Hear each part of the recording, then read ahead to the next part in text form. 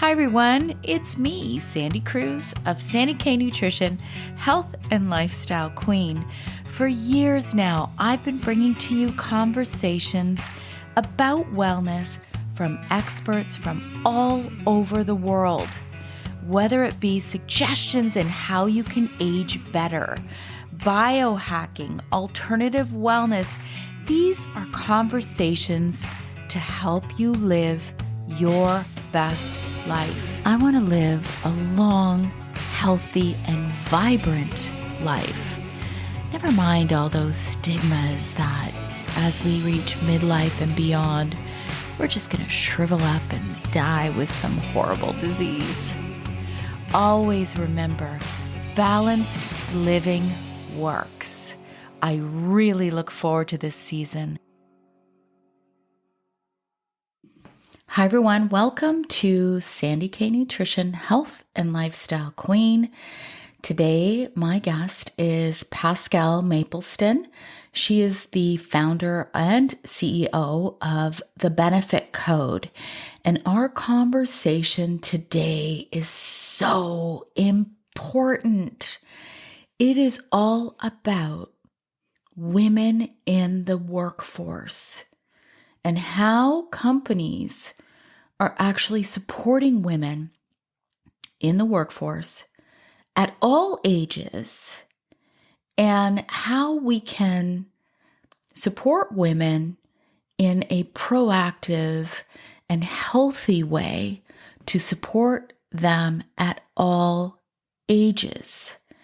This relates to hormonal changes. We even incorporate a little bit of discussion on ageism in the workplace. This is a really important conversation. So I'm going to ask you to share this. Share this episode with your human resources department, wherever you might work. Share this episode with a friend, because the more that we talk about it, the more change will occur. Anyway, please do listen to the entire episode. It's such a good one. I think I have only a few more episodes left before the Christmas holidays, and I do plan to take a couple of weeks off this year. I think it's important that I just take time and not have to worry or think about getting my podcast out or do recordings. So I am going to take a little bit of time. The last new episode will be on December the 16th, and there will be no new episodes December 23rd or December the 30th, and I'll be back on January 6th, which is actually my birthday. I will be 55. Please do follow me on all of my social media platforms. It is Sandy K Nutrition everywhere. Go to my website, sandycruz.ca, SandyKruse.ca, to find out anywhere that you can listen to my podcast and all the little extras. Be sure to subscribe there and subscribe to my Substack. I do offer a lot of free content on my Substack. It's sandycruz.substack.com, SandyKruse.substack.com. All of these links will be in the show notes. A very important thing I want to talk about just for a minute here is sponsorship for podcasts. So many of you might notice I don't have any ads. I have had sponsors, and I do get sponsors on occasion.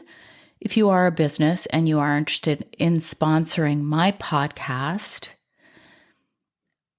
I have a few things that I look at before I'll partner. This is why I don't have sponsors at every episode.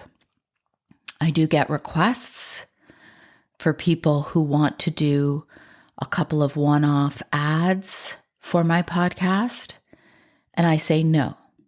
The reason I say no is because I don't care for one-off sponsorship monies if I don't align with the company and their message, and it supports my message. that's number one. Number two, I don't believe in try before you buy. I believe partnership requires discussions and, to ensure that we have alignment. And I also come from a sales and marketing background. A lot of people don't know this. I used to create campaigns for call centers, for companies, and some of them pretty large companies. So my background is that unless there is repetition, consistent discussion about a product, it doesn't work. And then what happens is the company will go and put a couple ads here and a couple ads there. I think when you do that and you're scattered all over the place, you also lose authenticity in your message. There is a certain green juice that I won't mention their name, but I was sent the press kit and you see them scattered all over the place. And all I hear is negative feedback about them. You lose credibility, you lose authenticity, and people are waking up. I wrote an article this week in my Substack. It's called Trends I've Seen That I Can No Longer Unsee That Will Be Going Away. And I talk a lot about these influencers in the wellness community who have lost that authenticity and credibility, and I will not align with that. I have broken off ties with people who have lost that authenticity, who look to ego and greed and fame. Go look for James Sexton. He is a lawyer, pretty famous lawyer. He talks about fame. And now it seems like at every turn you see an influencer who is doing what they're doing just for ego, greed, fame, power, you name it. I am not one of them. And I wanted this to be a special message because I think it's an important one. And I will also say, when I published this article in my Substack, I immediately lost, probably 6 people who follow my Substack. The time right now is for real, authentic messages and creating trust in your, let's say, partnerships in life. So I am breaking those ties where that credibility isn't there anymore. And I feel really good about it.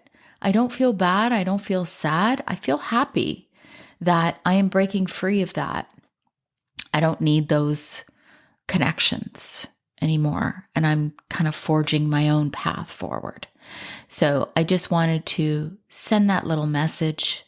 And I obviously hope that you support me and support my community, because my message will always be one that you will be able to trust. I will not be throwing out all this garbage just to make money. So there you go, my friends. Also, for those of you who probably follow me because of thyroid, please know that I did release my Essential Thyroid Guide this year on Amazon stores everywhere. And also please note that this is not a clinical book. I wrote this for a simplified guide so that you can understand the function of this important little gland, write notes for your practitioner. It's literally there just to support you, but you can find it on Amazon worldwide. It's called the Essential Thyroid Guide. And now let's cut on through to this amazing episode with Pascale Mapleston of the Benefit Code. Hi, everyone. Welcome to Sandy K Nutrition, Health and Lifestyle Queen. Today, my special guest is Pascale Mapleston. Mapleston, did I pronounce it right? Yeah, Okay, perfect. Pascale is the founder and CEO of The Benefit Code. She is uniquely focused on promoting employee health by utilizing data so that people can identify potential health pain points and improve upon small health issues before they become large ones. The Benefit Code is a Canadian brokerage that is on a mission to transform the way people use healthcare. They create custom plans that look at employee data with a focus on proactive solutions. And today we're going to discuss mostly women in the workplace, hormonal challenges that might arise, and how to incorporate positive change to support women at midlife and beyond who want a career, who want to do well. And there's a lot of us out there. I mean, I don't plan on stopping anytime soon. So, this is an important topic. And with that, welcome, Pascale. Thank you so much for coming. thank you, Sandy. I'm so excited to have this conversation with you. I think it's such an important platform to talk about, how we can improve the stats out there for Canadian women to keep working beyond and enjoy their time at work and time at home. And yeah, thank you for having me. Yeah, I'm excited for this because I think it's an important conversation. So it not only, I think it intertwines women who want a career, women who want to keep working, women who want to stay healthy around menopause so that they can keep working, women who don't want to, I guess, deal with ageism because just because we are getting older does not mean that our wisdom should go to waste because damn it, we have a lot of it at this stage. So, I think that's such an important point. 1 in 10 women are leaving the workforce, because of the lack of supports around, perimenopause and menopause. And when we think about that age, that's when we're in our prime in terms of contributing to, you know, work and the planet and our careers. It's what we've worked towards our entire, career life. And then when we're in our prime, just because we don't have the right supports in place or the right communication or the right dialogue, we're leaving because we don't know how to handle it or continue to grow within that constraint of what work should look like. I agree. I think the supports are not there because you're right.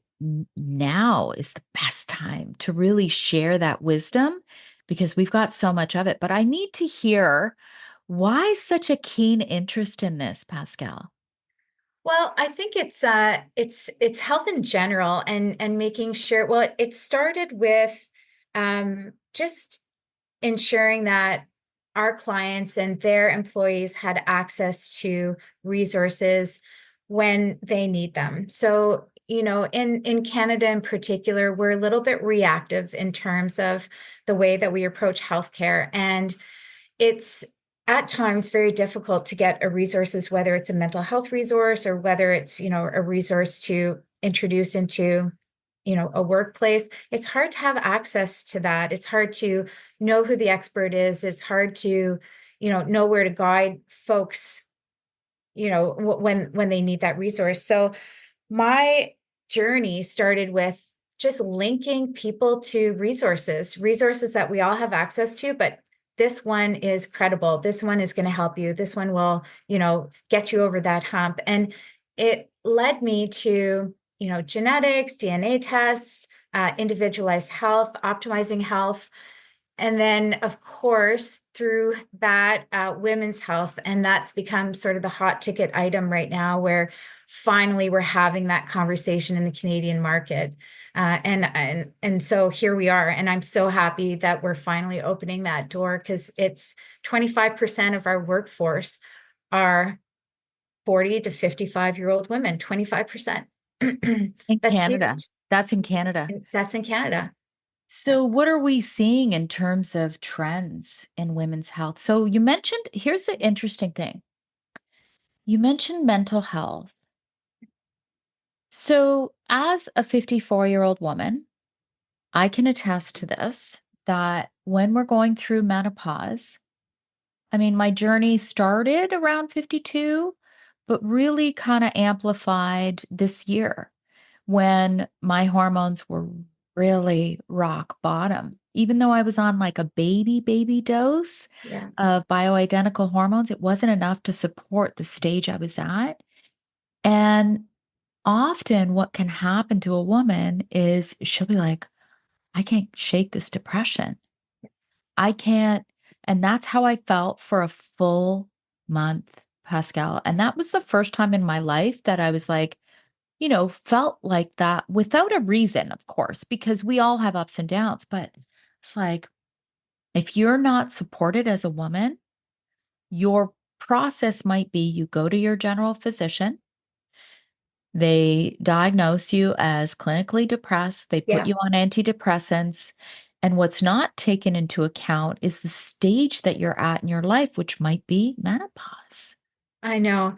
It's really interesting that it's not the first question. Oh, how old are you? Well, unless science determines that this is probably one of, I mean, there are over 30 symptoms, right, of menopause and perimenopause, but depression, anxiety, those are some of the big ones. So that should be the first ticket. I was at a round table around women talking about workplace and menopause and what they had experienced for themselves. And a large number of them talked about being prescribed antidepressants when they went to their doctor around some of these base symptoms. No hormone tests were run. You know, that was the beginning and the end of the conversation. So I'm hearing you, Sandy. Yeah. Well, the other thing, of course, because thyroid is my jam, thyroid can also come into play.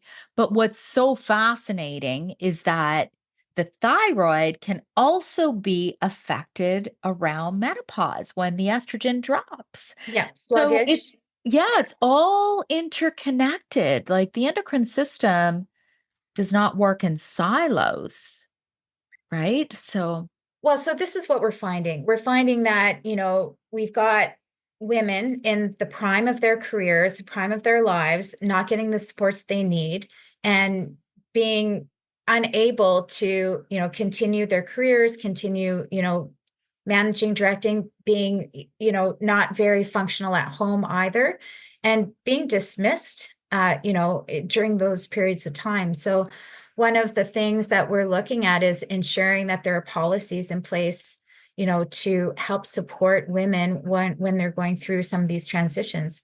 I mean, everybody goes through it, but we've been told to kind of grin and bear it for however many hundreds of years, and I don't think that needs to be the case. so what exactly are the stats of women's health in the workforce? So Around over 40, I guess over 40, over 45. What are we seeing?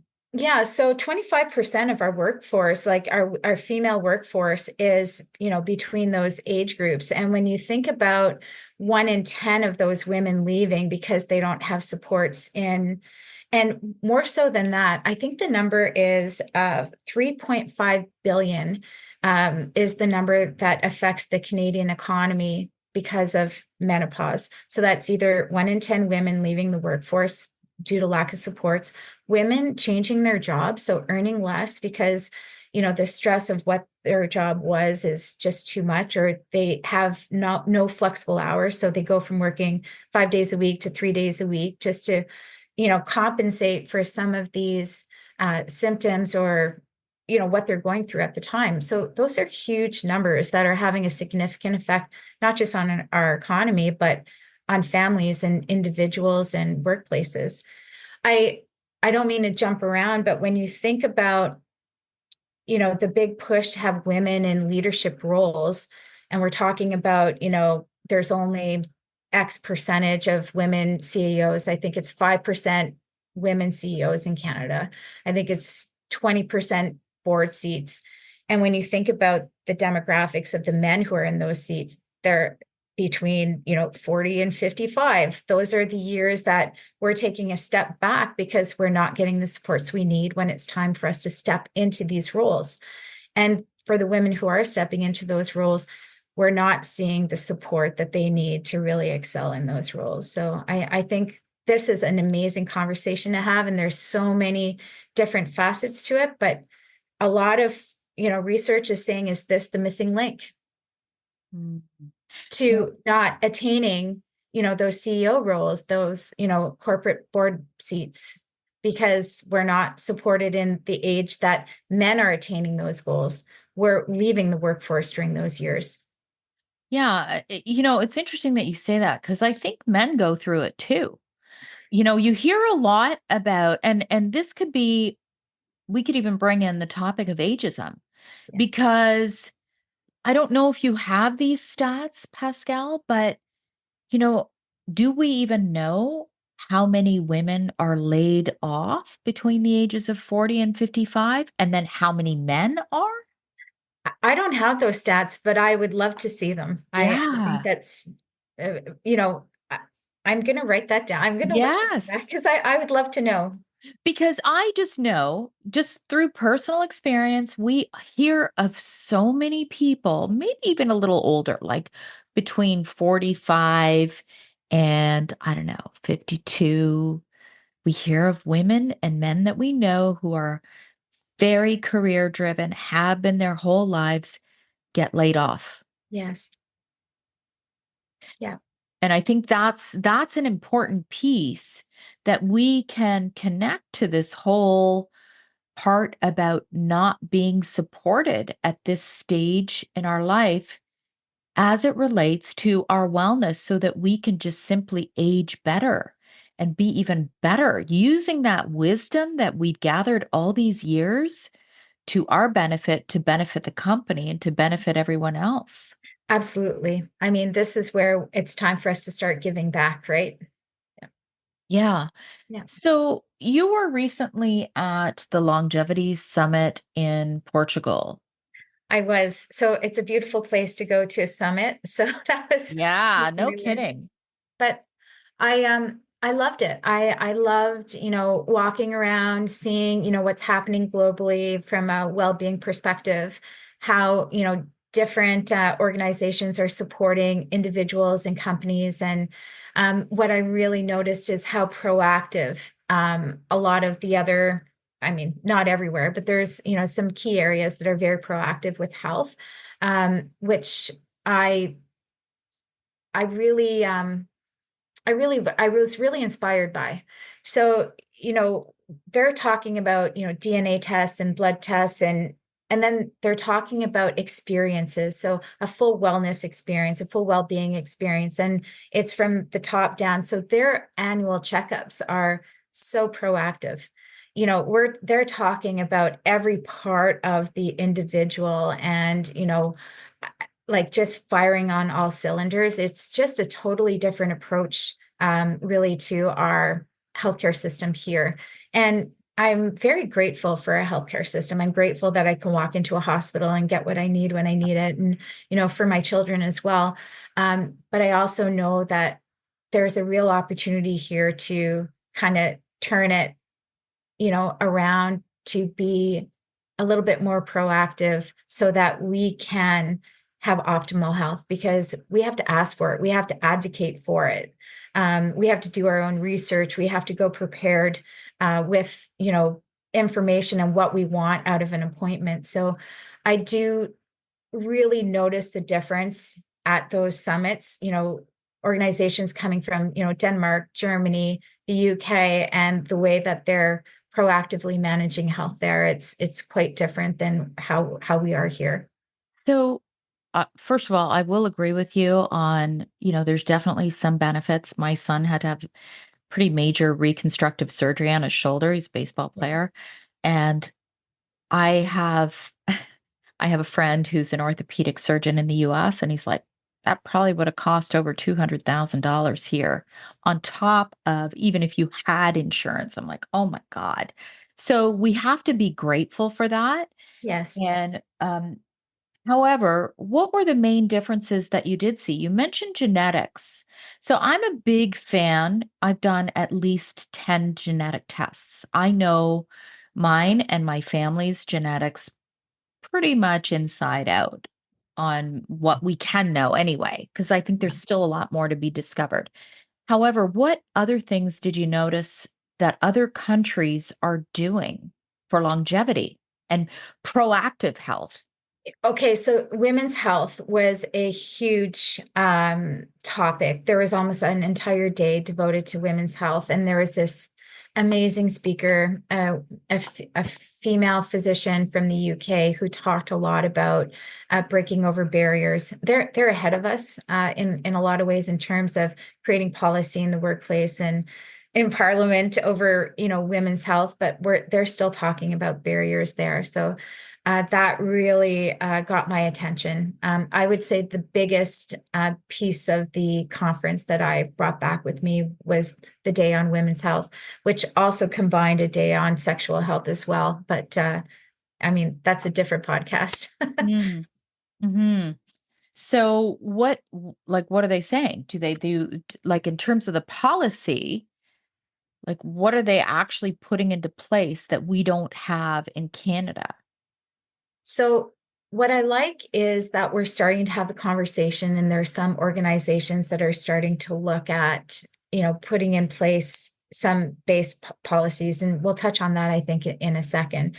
But I don't know if it was 5 or 6 years ago in the UK, they had a HRT shortage, which was affecting women, across the country, and they were like, it was to the point where it was affecting their economy that they had a parliamentary review on the fact that hormone replacement therapy wasn't available in an affordable way. So that's one of the things that they talked about. Like, let's make sure that women have access to HRT and it's affordable, and that they can, go back to work and go back to their families and function, as part of, you know, the economy and part of, who they are. So that was huge. And just talking about how, individuals, you know, can be severely impacted by, menopause and perimenopause, and no one's even talked about it.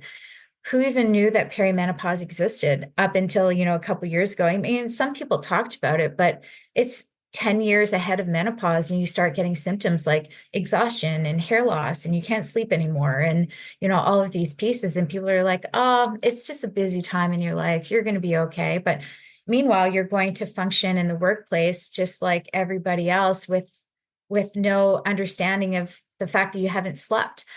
So in the UK, they were a little bit ahead of us in terms of talking to workplaces and making sure that, just opening the dialogue. It's saying this is happening. It's normal. It's affecting 25% of our people. So let's make sure that we have empathy, understanding, and we start supporting. Is water available, when people are working? If they're wearing uniforms, are they, light and breathable? Can you layer them? So if you have, a change in, temperature, you can still function in your uniform. Like, pretty base pieces Yeah. that seem very obvious, but they weren't. And, these are some of the conversations they're having. And I know that we're going to talk a little bit about, benefits and how to better support, women here in terms of the workplace benefit offerings. But they started having that conversation. Is mental health support services available? Do you have access to a physician? Do you have virtual health? Can you, reach out when you need it? And are you being, taken seriously? Like, this isn't something that we have to grin and bear anymore. This is something that, can be very different with the right supports and the right care and the right treatment. So let's make sure everybody knows what they are. Yeah, okay. I think there just needs to be a shift. So, just in the whole thought process behind it, like, this is a stage in life. And if you think about it, okay, think about if you have children, what are they taught in school? They're taught about, the whole process of puberty and, women getting their periods and then having a child, and how much time is really spent on menopause. So this is the thing, right? I have kids. I have one daughter. And even my son, I will openly say, yeah, I'm having a hot flash, or yeah, I'm going through menopause, and I was starting to go through it while my daughter was in that crux of puberty. And Yeah. I'm like, essentially, we're kind of going through similar things right now. Yeah. And it's a lot of it is about education, which is where I come in. I was on a stage last year, I think it was last year, moderating a panel. We were talking about beauty and skin and that sort of thing and biohacking beauty. And I had the worst hot flash right on the stage. So I called it out. I said, people, I'm in the middle. You're going to notice my face is red. I'm having a hot flash. Please, can we just like notice it and then move along so that everyone's not going, Jesus, what's wrong with Sandy's face? You know what I'm saying? So the more we talk about it, that this is a necessary phase. And to me, it's not a transition where you age out. It's a That's right. transition where wisdom can become so prevalent if we can support the women going through it. Well, I mean, absolutely. It it seems so basic to me that we wouldn't support, you know, anybody going through a transition, but to know like the numbers that it affects, and it affects their families, and it affects, their daughters and their kids, and how they perceive, women when they get to a certain age. I think there was an article about Julianne Moore and her co-star hitting the red carpet in Vienna, for that movie festival, saying women of a certain age can still hit the red carpet. And I was like, what a like I thought, like, is that news? And why should that be news? Like, is that Yeah. the way we talk about George Clooney and Brad Pitt? Like, Yeah. Yeah. they're Yeah. older than them. I Yeah. mean, they're so anyways, Or, oh, she looks beautiful for her age. yeah. It's like, Yeah. no, she looks beautiful. How about Yeah. that? Let's just She's leave it at that. she's beautiful. But I love the fact that you called that out. And I think that that's one of the key pieces to, having an inclusive workplace in is just having that open dialogue. And some women will not be comfortable with that. But the fact that others are having it and they're comfortable with it means that everybody's aware of it. And like, not taking it lightly, like not making jokes about it, not, like just treating it with respect, because it really does affect, a lot of us. And it's not just, women, like non-binary go through it too. And, transgenders also go through, many of them also go through, menopause. So I think it's important that we're talking about, all genders, like you mentioned before, Sandy, like it's affecting all of us. Yeah. And, it's not if, it's when. That's correct. Yeah. So it is a very important milestone and stage in our lives. Yeah. And here's the thing that we know now because of these conversations. We know that if we support our health around midlife, we will age better and we will have a better health span. How many people out there know of somebody who got sick, had cancer, all these things? So many things can come up around midlife. Absolutely. And I'm not saying, this is not a conversation to say you have to go on bioidentical hormones. There are many ways to go through menopause, and it's your choice on how you want to do it. But given these choices and options and educating on this is really, really important to say, here's a bunch of options. That's right. And in order to do that, we must marry all wellness principles, Eastern, Western. We gotta have these options to say, I resonate with this. I don't resonate with bioidentical hormones, but I like this option. Yeah. And it might be Chinese medicine, or it might be, but there are many different ways that we can support this stage. Yeah. I think there are many different ways that we can support this stage, and that knowledge is power. And I think that the more we know as individuals, the more that we can make informed decisions. If you go, to your doctor and say, I'm having symptoms, and they put you on, some bioidentical hormones, they might not be the right hormones for you if you haven't done the testing ahead of time to know exactly where your numbers are at, because your numbers are going to be different than my numbers. That's going to be different than, Sally's numbers. And you can't just play hit and miss with hormones either. So there's another deeper level of, yes, get the research, but where are you holding? What makes sense for you based on where your numbers are? And, asking for those tests is a really important part of the process. Mhm. Now, you mentioned 1 in 10 women are leaving the workforce in this age category. Yeah. What are the main issues that they are actually encountering that's causing them to leave? So I'm not, so there are a few things. Non-accommodation, not being able to handle, what they're going through and what the, requirements are within the job. And I think that other, side of the coin, 1 in 10 are leaving, but there are 540K in terms of lost days at work. People are calling in sick. They're not showing up.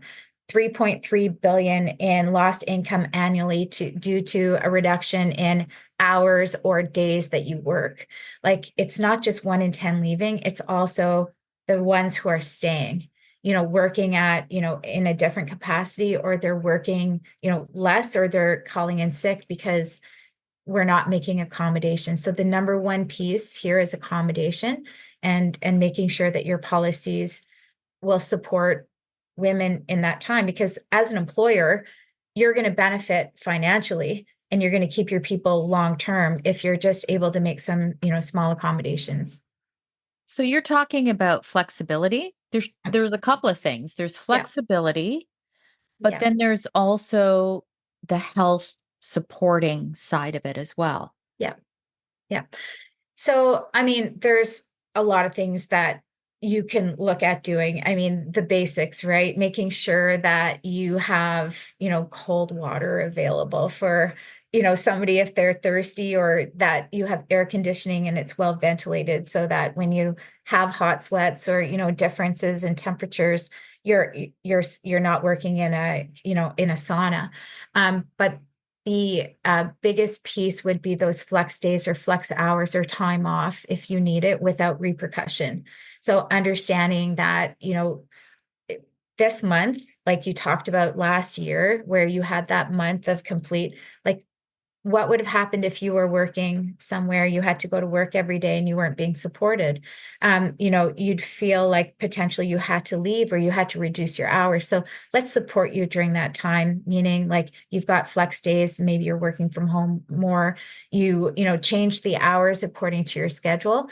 And then having, the benefits support you in terms of mental health, making sure that you have enough dollars in the mental health segment of your employee benefits that you can go out and get, naturopath, you can get, a dietitian, you can go and see, a psychologist, and get those supports around what you need to do to get back to work, or, get the information that you need.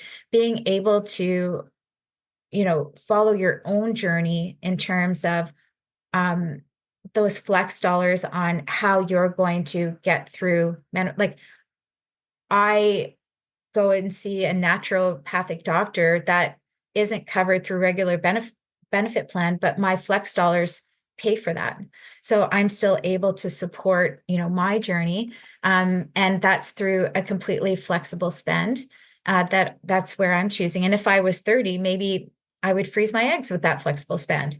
We need to be able to support women of any age in the workforce, and what's going to, work for them. What's the most common bet? Like, what do, I'd love to know what benefits in Canada most commonly support? Because most of the time, correct me if I'm wrong, because it's not my expertise, but they'll give you whatever, $500 per practitioner, you know, chiropodist, massage therapy, Yeah. like, and then there's health spending accounts. Like, what else on top? Is that standard, what I mentioned? So a lot of workplaces still don't have healthcare spending accounts or flexible spends. So a lot of them are still in a very, cookie cutter plan with a limited paramedical amount. Their mental health resources being the same as what they get for massage, which, we want employees to choose where they're going to make their spend. So where we want employee plans to go and where, a lot of our clients are moving towards aren't necessarily where most benefit plans are still holding in the country. So what you're talking about is, yes, it's pretty cookie cutter, but that flex spend still is not in every benefit plan and should be to support, issues like, female health, male health, Yeah. mental health, whatever you're going through. So here's something interesting too, is that so I am a registered holistic nutritionist, but I am not a licensed physician.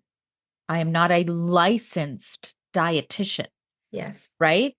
And here's what actually kind of makes me a little bit crazy is that I'm not going to name the company, but they are an health insurance company.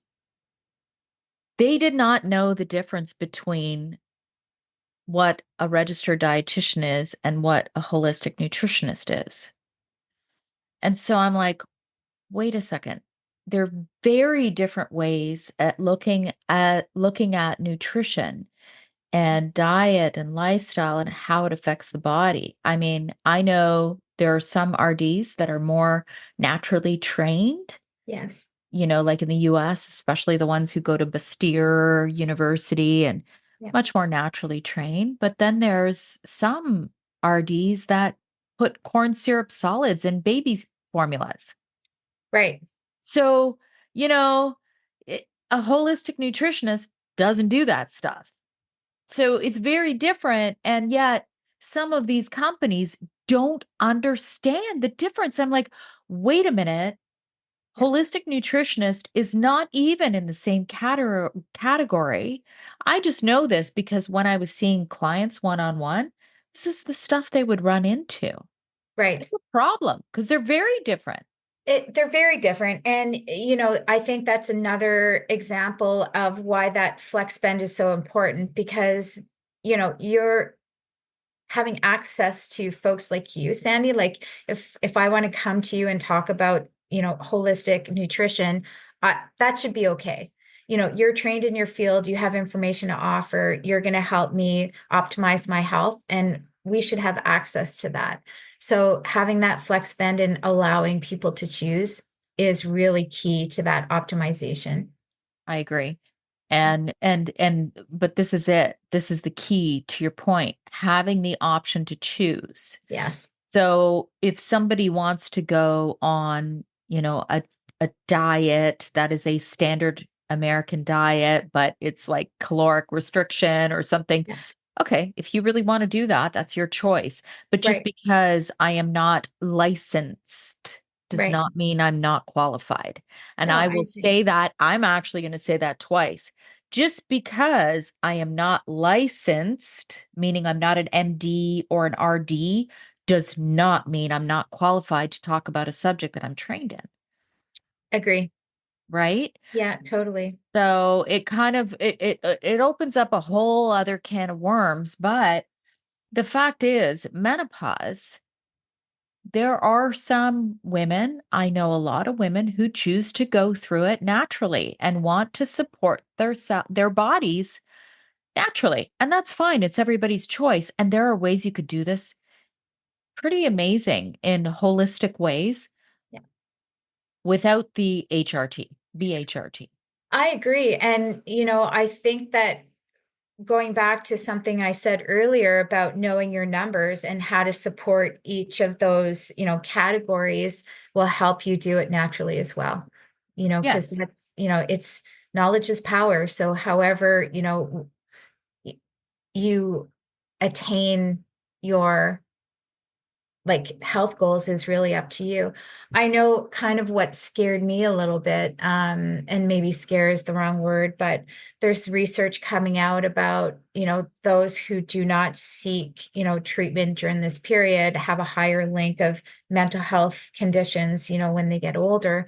And, I'm not going to quote any of the studies, but I read a couple of articles about that. And I'm hoping that more research is going to be done because I guess it stretches us a lot, going through things without those supports Yeah. in place. So whether it's supporting yourself through nutrition or food or, through, hormone replacement, I just think it's really important to get to really understand and um, figure out what's going to work for you.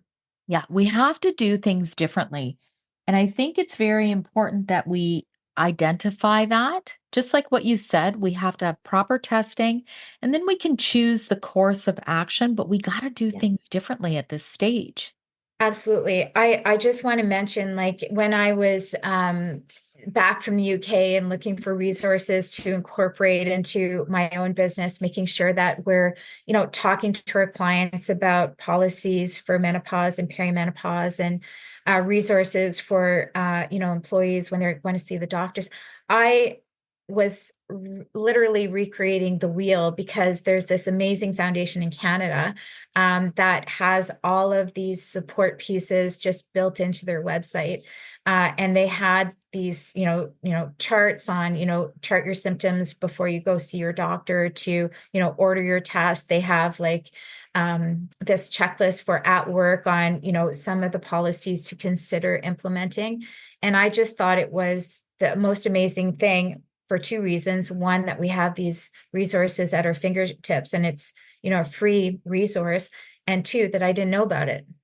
So, what You are the know, policies, Pascal? What are some of the policies? okay, so the way that we approach it is, look at making sure that you've got a flexible work schedule available, flexible time off. Look at your benefit plan to make sure you're supporting folks in. And I actually, let me just pull up my notes in terms of our other policies that we really encourage.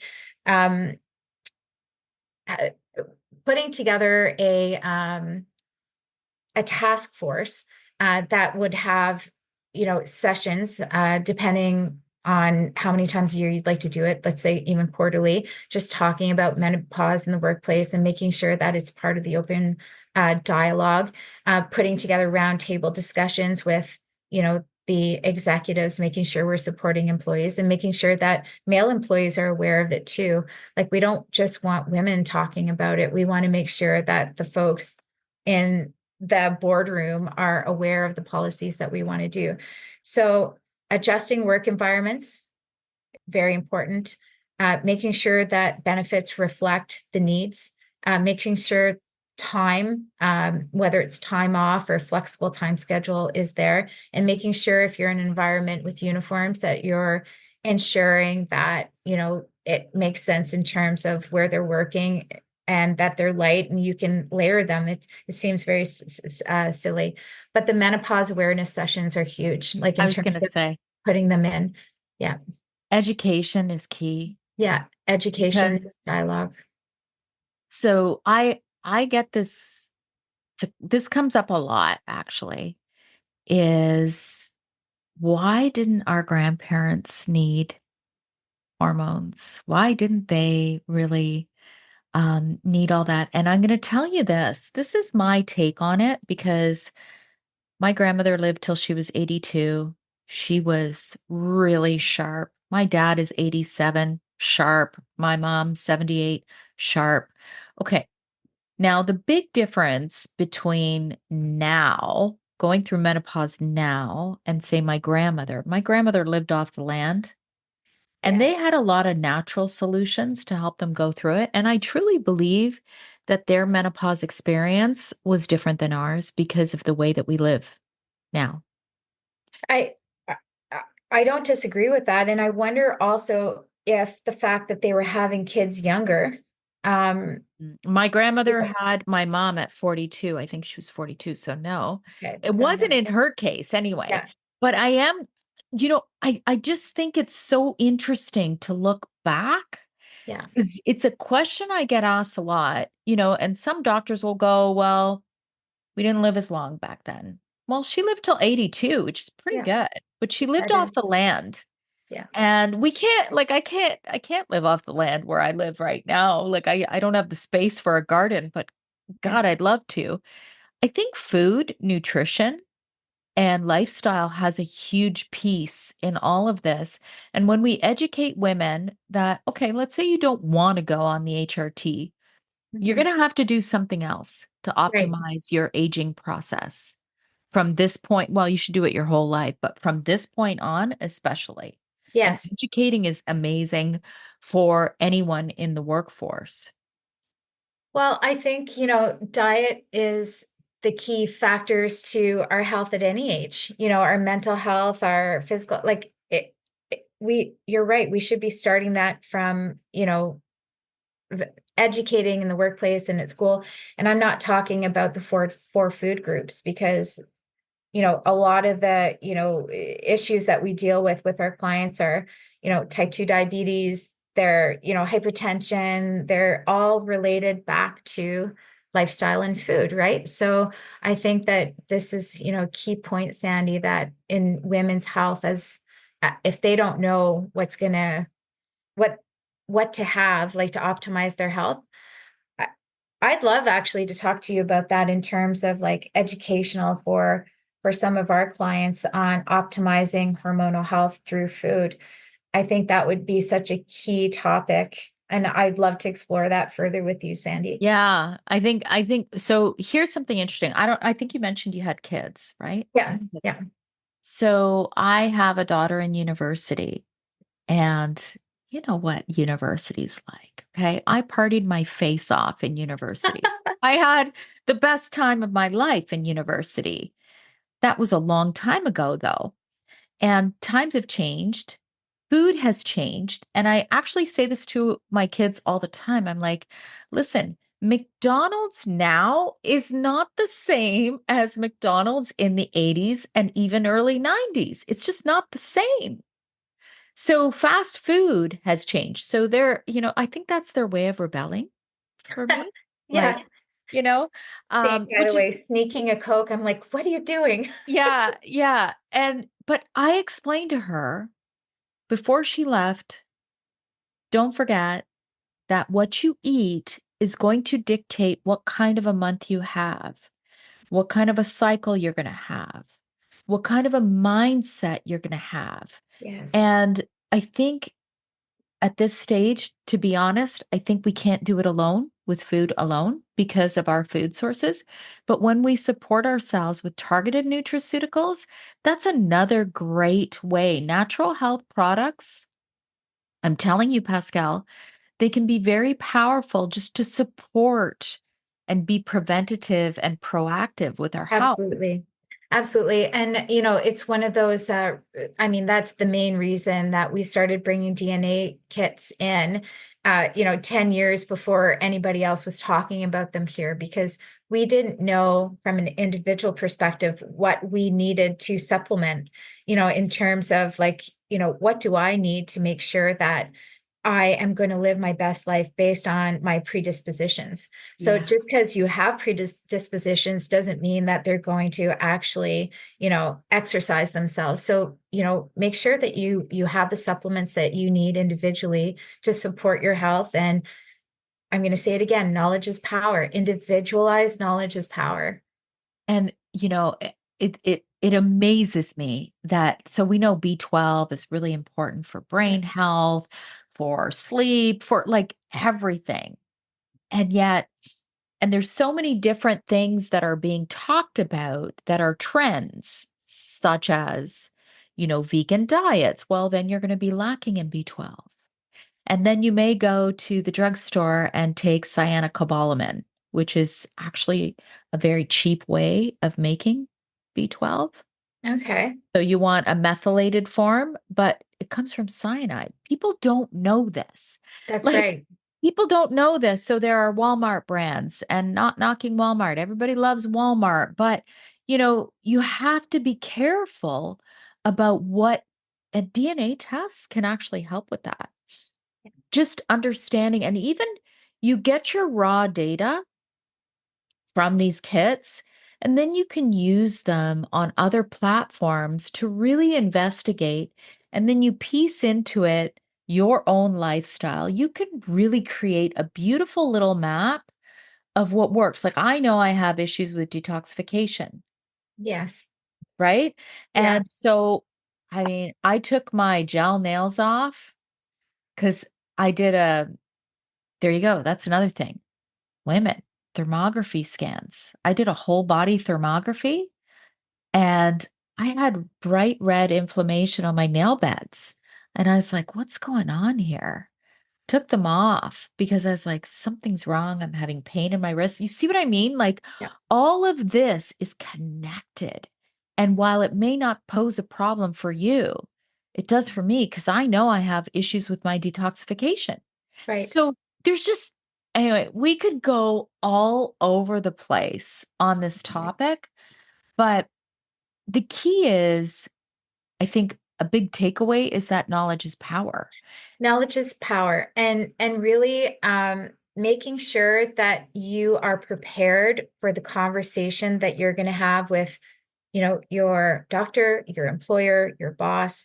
I mean, this should come from organizations themselves, but if you're not feeling supported, there are, simple shifts that can happen in the workplace so that, you know, everyone can feel supported when they need it. So where do we start? Where does somebody who's listening to this, because my podcast, I do have a lot of American listeners Okay. um, as well. How does someone start? So where I wish I had started is with like finding that information from the foundation of menopause. Like I really did find some great resources. And I'll send you the link if you want. They had a couple of checklists and they had a really great policy checklist for employers, like where they Oh, can start. cool. Yeah. Okay, So yeah, send me that. yeah. So they had a where to start as an individual. So you can start tracking your symptoms. And then they had a really beautifully politically correct Q&A on how to approach your doctor. Okay, so I'm um, not always politically correct, no, Pascal. I'm sorry, but but for a I lot do of, my best.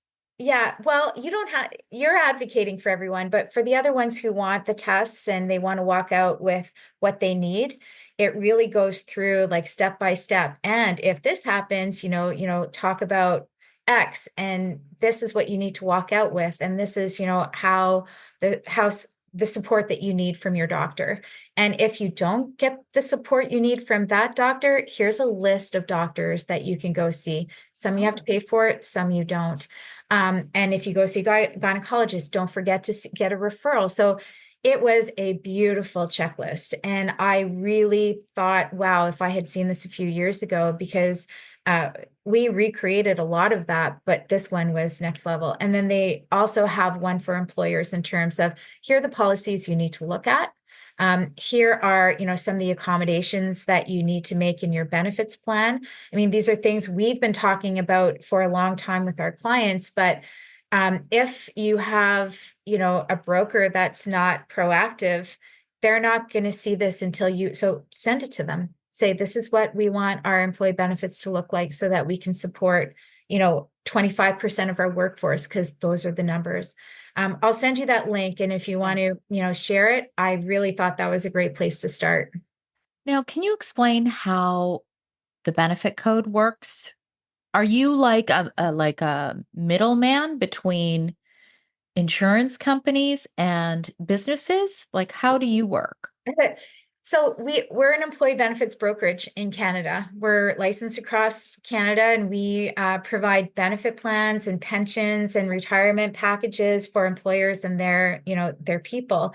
And I took a hard right when I realized that the data within the plans was able to help us optimize the health of the employees and so the health of the organization and the cost. So we really focus on employee health, and making sure that we help employers help employees optimize their health. I know there's a couple of links, and I fell into women's health just because it became a topic of conversation around the dinner table between my friends and I, and then between workplaces and, policies not being there, and then going, across the world to see conferences on women's health years before we did it.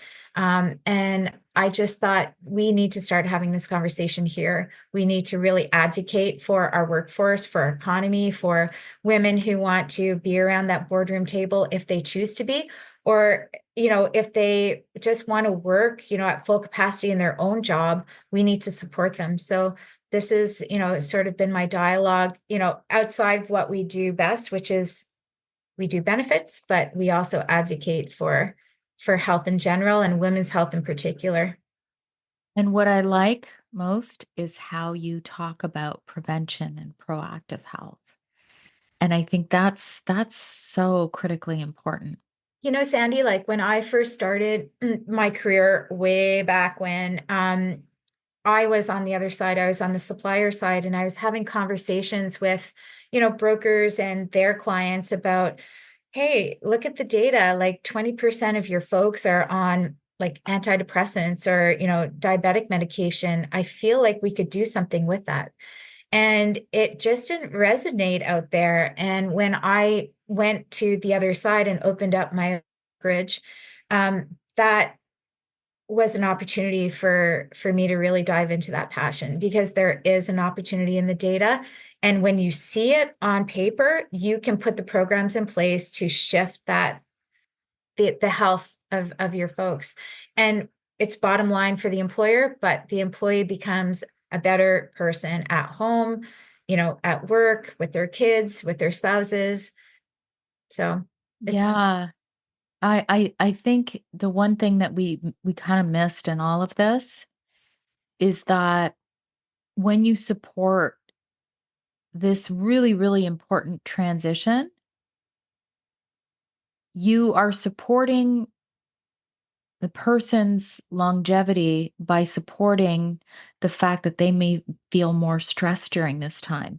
We didn't really use the word stress, but I think stress is kind of like it's almost like the crux of this transition. Like it causes you more stress, period, end of story, which can make it more difficult to do anything else.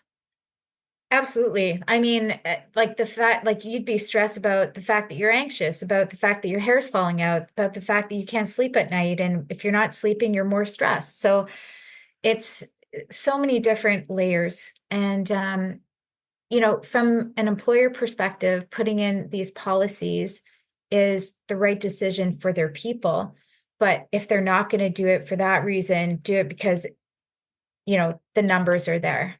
The Mhm. fact that 25% of their workforce is missing days at work, they're not functioning right, they need accommodation, and it affects their bottom line and their productivity. Like that might be a good enough reason for some. Hopefully most of us are going to do it because it's the right thing to do. And then I'm just going to add to this, Yeah. employers, you'd be making a massive, massive mistake to let us amazing women go just because of menopause. I got to add that in there because I'm like, you have no idea. Um, so if I was going to go and look at, so I used to work in the corporate world. I was in sales and marketing. I managed a sales team, and um, God, I'm so much more wiser now than I was back then. Aren't we? Like, Yeah. yeah.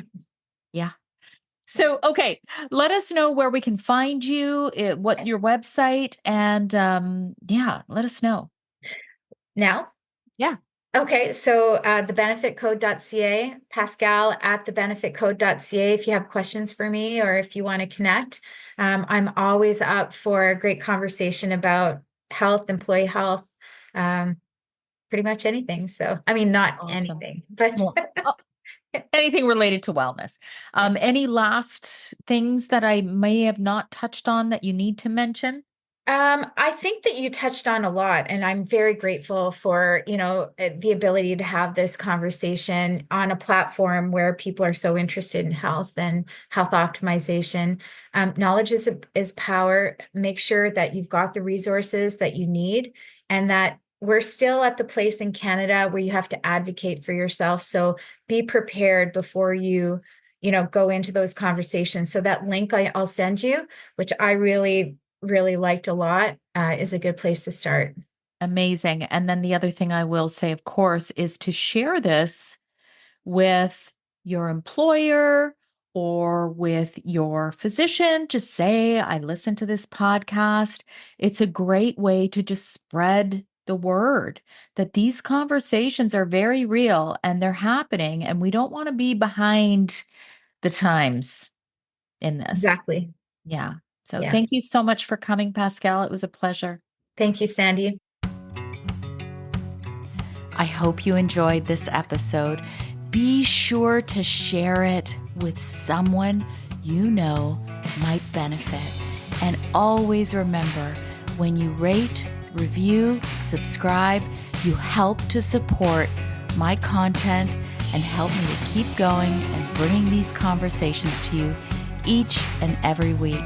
Join me next week for a new topic, new guest, new exciting conversations to help you live your best life.